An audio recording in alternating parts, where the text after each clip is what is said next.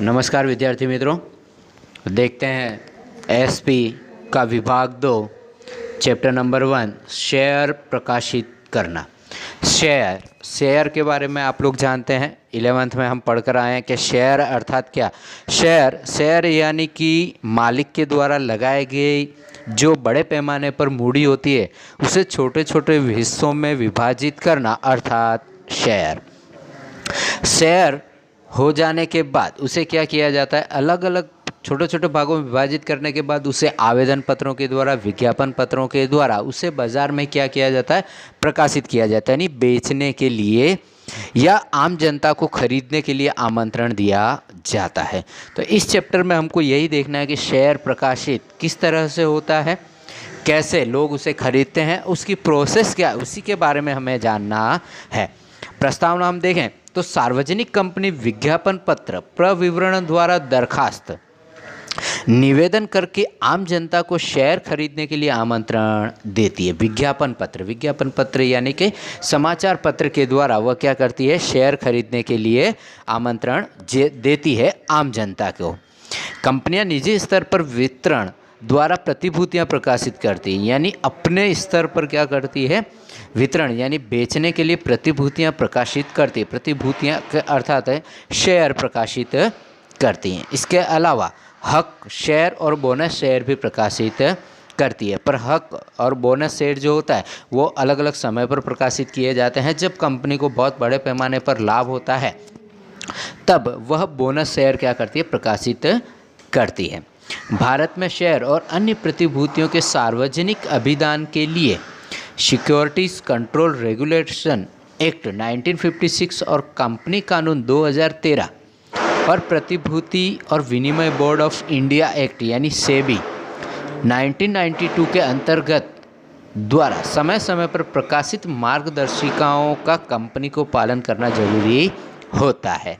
सार्वजनिक कंपनी सार्वजनिक अभिदान द्वारा, राइट अभिदान द्वारा, बोनस द्वारा और निजी स्तर पर शेयर आवंटन द्वारा शेयर पूंजी एकत्रित करते। आवंटन करना यानी अलग अलग भागों में विभाजित करने के बाद उसे क्या करना, वितरण करने के लिए देती है, जिसे हम लोग आवंटन द्वारा शेयर पूंजी एकत्रित करना यानी शेयर की पूंजी एकत्रित की जाती है।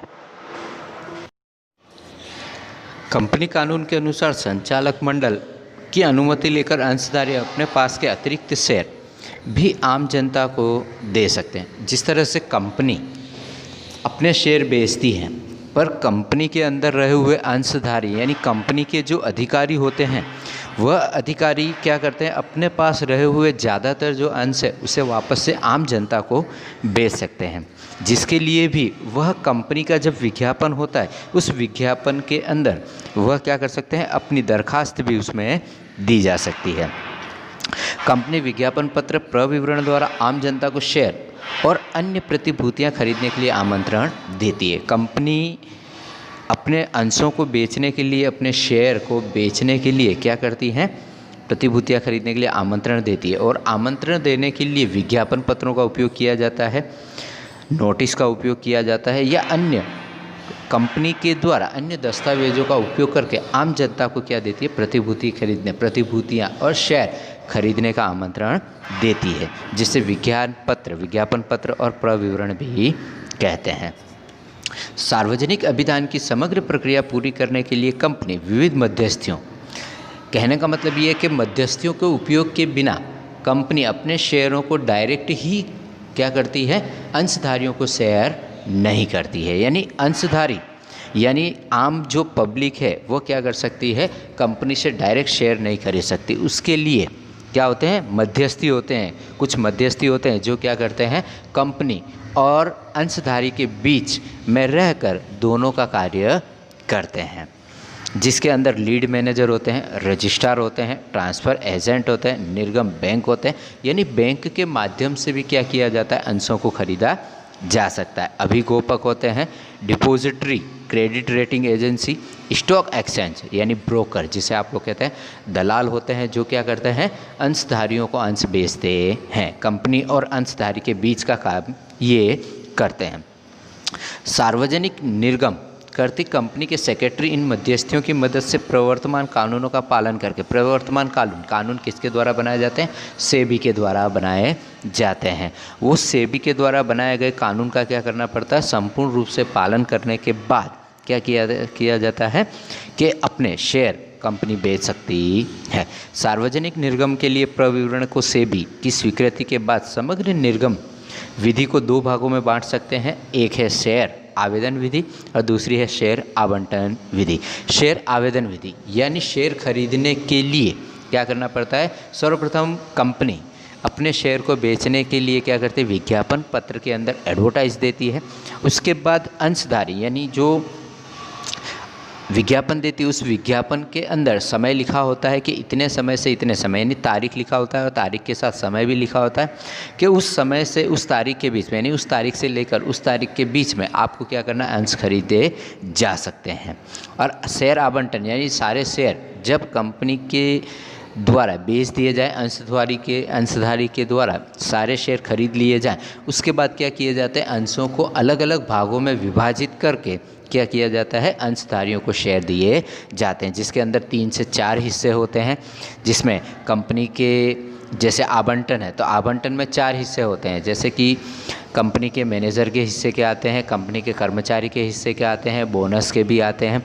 इस तरह से अलग अलग भागों में विभाजित करके क्या किया जाता है? शेयर का आवंटन किया जाता है।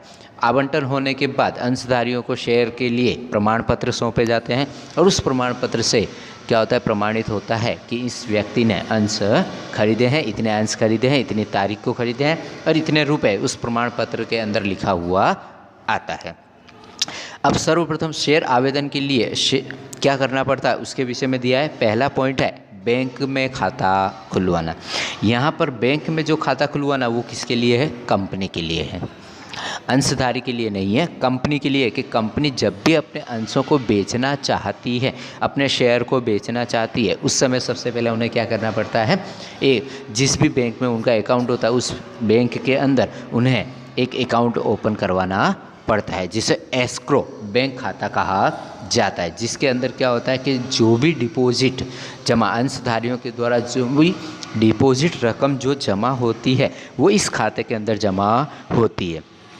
जब इस खाते के अंदर जमा होती है, जब इसका समय पूर्ण हो जाता है, तब क्या किया जाता है? इस खाते के अंदर से रहे हुए पैसे क्या कहते हैं? कंपनी के अकाउंट में ट्रांसफ़र होते हैं। पर उससे पहले क्या होता है कि जैसे ही शेयर के आवेदन की डिपॉजिट रकम जमा होती है, रकम जमा होने के बाद अंशों को क्या किया जाता है? आवंटन यानी अलग अलग भागों में विभाजित करने के बाद उन्हें क्या किया? अंशधारियों को प्रमाण पत्र दिए जाते हैं। जब ये सारी प्रक्रिया पूरी हो जाती है उसके बाद इस एस्क्रो बैंक अकाउंट में रहे हुए जो पैसे होते हैं, जो डिपॉजिट रकम होती है, वो सारी की सारी क्या की जाती है?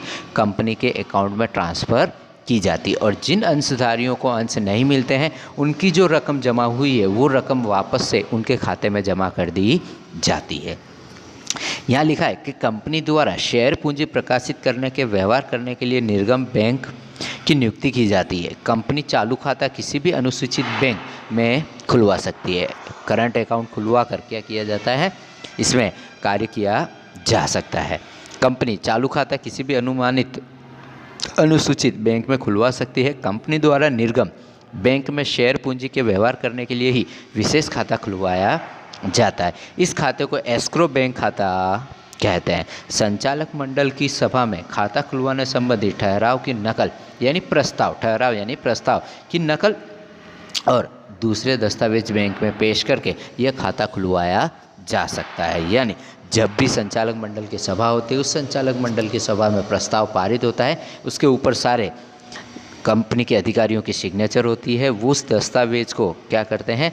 वहाँ पर उसकी कॉपी और दूसरे दस्तावेजों को बैंक में पहुंचा कर क्या किया जाता है? एस्क्रो बैंक अकाउंट ओपन कराया जाता है। संचालक मंडल की सभा खाता खुलवाते समय कंपनी गारंटी देती है कि शेयर आवंटन की रकम इसी खाते में जमा कराएगी। शेयर आवंटन की विधि पूर्ण होने के बाद शेयर पूंजी और प्रीमियम सहित प्रीमियम से शेयर प्रकाशित किए हों तो कुल रकम कंपनी के खाते में परिवर्तित की जाएगी। अंश आवंटन की विधि पूर्ण होने के पश्चात ये खाता बंद कर दिया जाता है। यानी संपूर्ण प्रक्रिया हो जाने के बाद अकाउंट को क्या कर दिया जाता है? बंद कर दिया जाता है। इसके बाद है कि सेबी की अंतिम मार्गदर्शिका 1/1/2016 के अनुसार शेयर क्रय के लिए आवेदन आस्बा दिया application supported by blockade amount द्वारा ही किए जा सकते हैं। यानी जो अकाउंट खुलाया जा रहा है उस अकाउंट के अंदर जो प्रक्रिया होगी उस प्रक्रिया को क्या किया जाता है, आस्बा कहा जाता है। Application supported by blockade amount यानी ये अमाउंट क्या कर दी जाती है, ब्लॉक कर दी जाती है।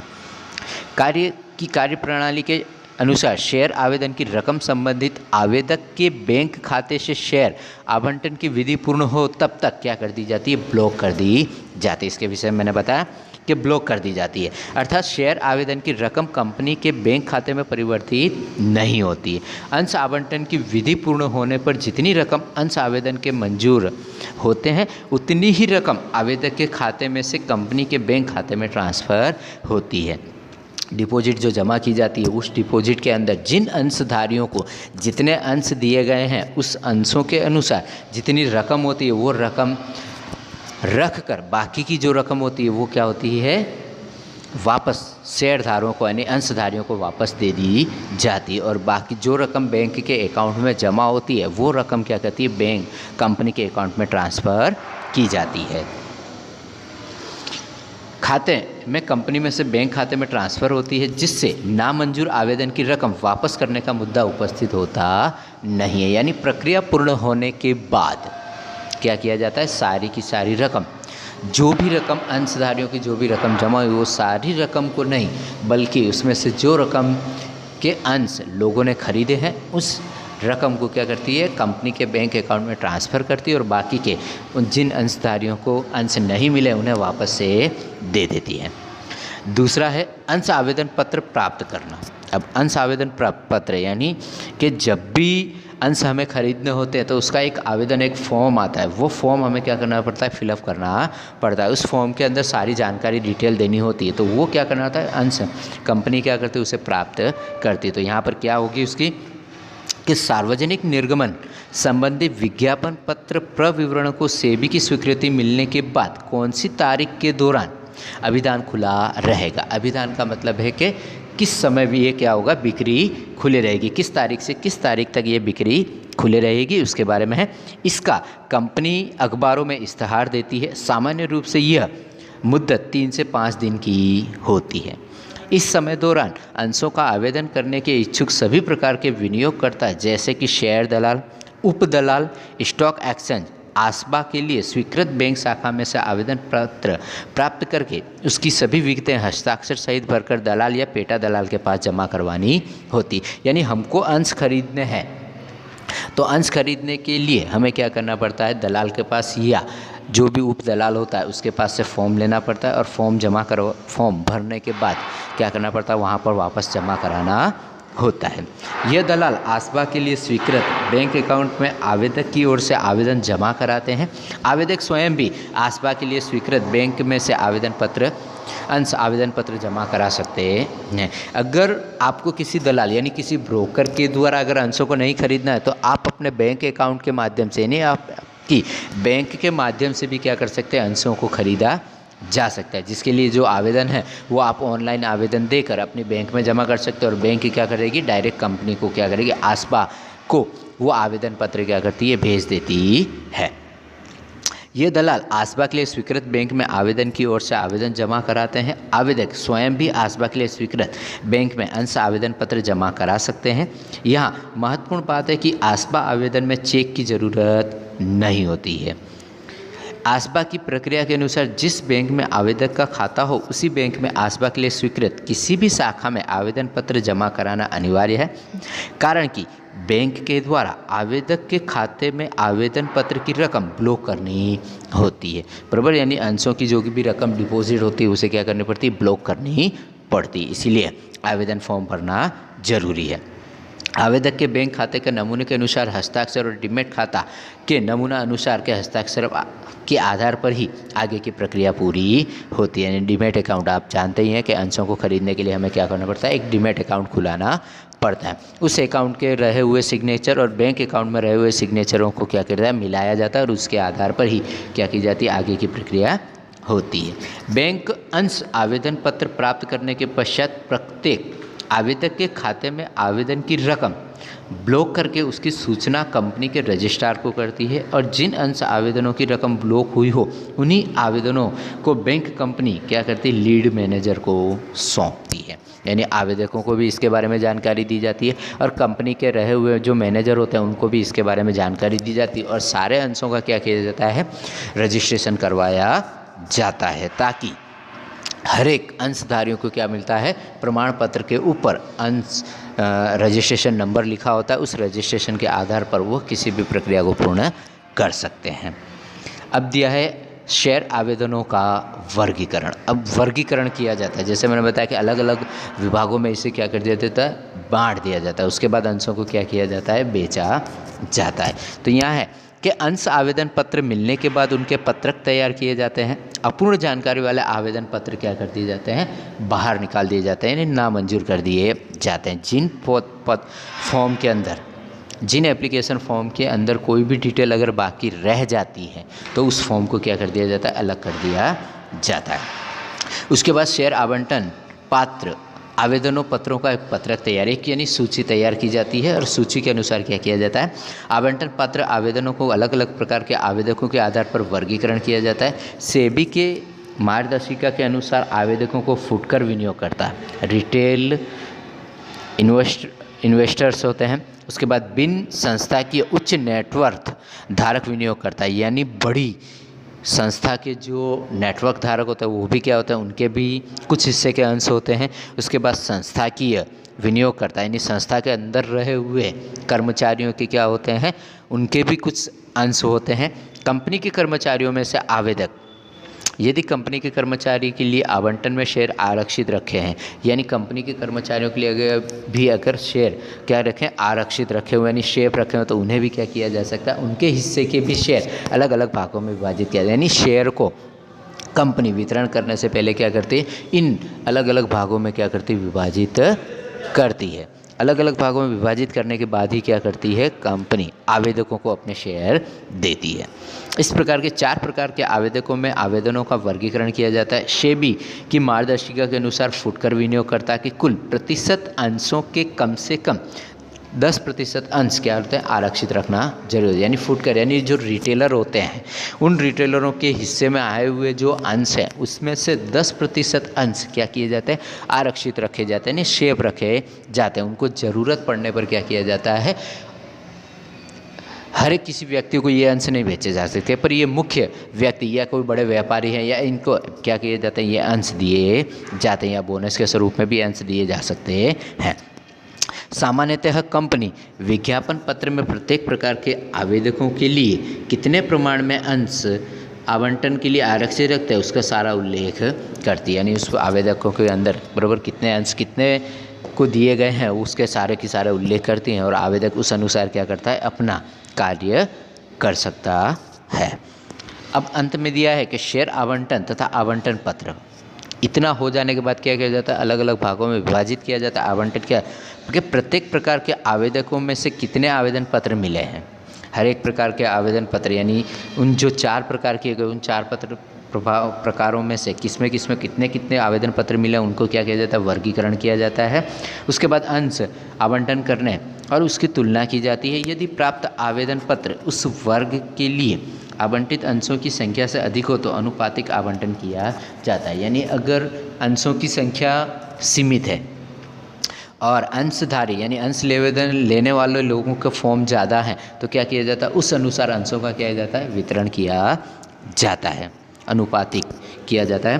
निर्गम के लीड मैनेजर, कंपनी सेक्रेटरी और अंश पंजीयन के लिए आवेदन किए गए मान्य शेयर बाजार के अधिकृत व्यक्तियों द्वारा आवंटन को अंतिम रूप दिया जाता है। यानी लीड मैनेजर के द्वारा, कंपनी सेक्रेटरी के द्वारा उसे क्या किया जाता है, अंतिम एक ओप दिया जाता है, अंतिम निर्णय वहाँ से ही लिया जाता है कि किस प्रकार से अंशों का आवंटन करना है। जिन आवेदकों को अंश आवंटित किए हों उनके नाम, डीमैट खाता नंबर, आवंटित अंशों की संख्या यानी कितने अंश उन्हें दिए गए हैं उसकी जानकारी, डिपॉजिटरी पार्टिसिपेंट यानी किसके द्वारा किया गया है, अंशों को खरीदा गया उसके बारे में जानकारी, की आईडी आदि की जानकारी सहित क्या किया जाता है, पत्रक तैयार किए जाते हैं। पत्रक यानी एक प्रमाण पत्र तैयार किए जाते हैं जिन्हें शेयर आवंटन पत्रक कहते हैं। संबंधित आवेदकों को आवंटित अंशों की सूचना डिपॉजिटरी और डिपॉजिटरी पार्टिसिपेट को दी जाती है। जब इतना सारा काम हो जाने के बाद, प्रमाण पत्र तैयार हो जाने के बाद किया जाता है, जिन व्यक्तियों ने जिनसे शेयर खरीदे हैं उन सभी को क्या कर दी जाती है, इसके विषय में जानकारी दे दी जाती है। संबंधित आवेदक के डीमैट खाते में आवंटित अंश जमा किए जाते हैं। उसकी रकम संबंधित आवेदक के बैंक खाते में आसपा के अधीन ब्लॉक की हुई रकम में से उधार करके कंपनी को एस्क्रो खाते में जमा करती है। संबंधित शेयर बाजार द्वारा तथा डिपॉजिटरी पार्टिसिपेट द्वारा विनियोगकर्ता को आवंटित अंशों की संख्या की सूचना एसएमएस और ईमेल के द्वारा दी जाती है। बराबर, जो भी यानी अंश वितरण करने के बाद जो अंश खरीदने वाले जो आवेदक हैं उनको क्या दिया जाता है, एसएमएस और ईमेल के द्वारा सूचना दी जाती। कंपनी द्वारा अंश आवंटन की सूचना कंपनी रजिस्ट्रार आरओसी को, सेबी को भी भेज दी जाती है। यानी सारी प्रक्रिया पूर्ण होने के बाद क्या कर दी जाती है, आरओसी और सेबी को इसके बारे में क्या दिया जाता है, सूचना दे दी जाती है। सारी सूचनाएं उनको भेज दी जाती है।